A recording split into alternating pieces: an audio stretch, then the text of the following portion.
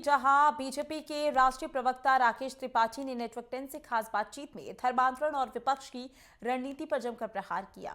त्रिपाठी ने कहा कि विपक्ष अपनी करारी हार का आत्ममंथन करने के बजाय निर्वाचन आयोग जैसी संवैधानिक संस्थाओं पर सवाल उठाकर अपनी झेप मिटा रहा है। धर्मांतरण के गंभीर मुद्दे पर बोलते हुए उन्होंने स्पष्ट किया कि धर्मांतरण का सिंडिकेट देश के लिए बड़ा खतरा है। त्रिपाठी ने चेतावनी दी कि इस अवैध खेल में शामिल किसी भी दोषी को बख्शा नहीं जाएगा और उन्हें कठोरतम सजा दी जाएगी। उन्होंने जोर दिया कि सरकार इस मुद्दे पर जीरो टॉलरेंस की नीति अपना रही है और सच्चाई जल्द सामने आएगी।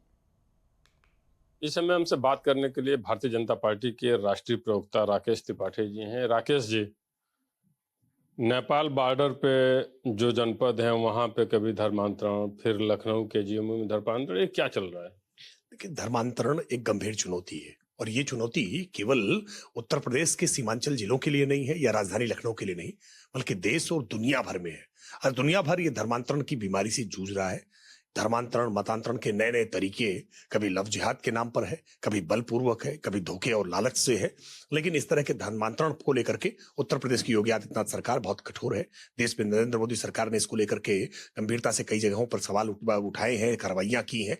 देखिए, ये एक गंभीर चुनौती है। समाज को मिलकर के ऐसी चुनौतियों का सामना करना होगा। ऐसे लोगों को पहचानना होगा, उनके खिलाफ आवाज मुखर करनी होगी जो एक मेलाफाइड इंटेंशन के साथ लोगों से दोस्ती करते हैं, संबंध बनाते हैं और उसके बाद धर्मांतरण के लिए उनको प्रेरित करते हैं, उनको बाध्य करते हैं। ऐसे लोगों को पर्दाफाश किया जाना चाहिए। ऐसे लोगों को बिहाइंड द बार भेजा जाना चाहिए। ऐसे लोग समाज के लिए एक गंभीर खतरा है।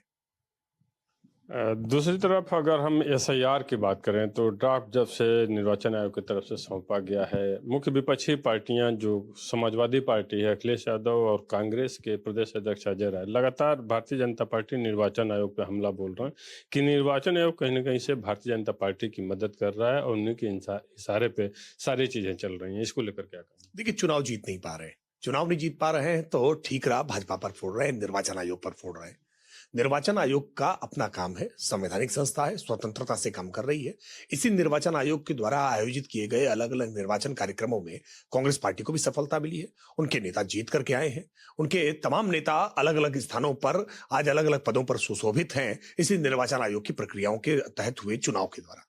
फिर उस पर इस तरह के आरोप करना, अपनी हार को स्वीकार करने के बजाय वो ठीकरा दूसरे पर फोड़ रहे हैं।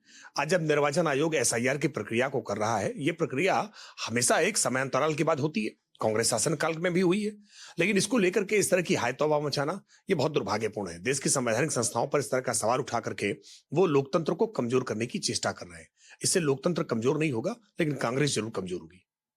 बहुत बहुत धन्यवाद सर जी। तो आपने सुना कि कहीं न कहीं से संवैधानिक संस्थाओं पे इस तरह से आरोप लगाकर उनको कमज़ोर करने का प्रयास विपक्ष द्वारा किया जा रहा है और हार को स्वीकार नहीं कर पा रहे हैं, इसलिए भी इस तरह का अनर्गल आरोप लगा रहे हैं। वीडियो जर्नलिस्ट दिलीप के साथ मैं राघवेंद्र प्रताप सिंह, नेटवर्क 10 लखनऊ।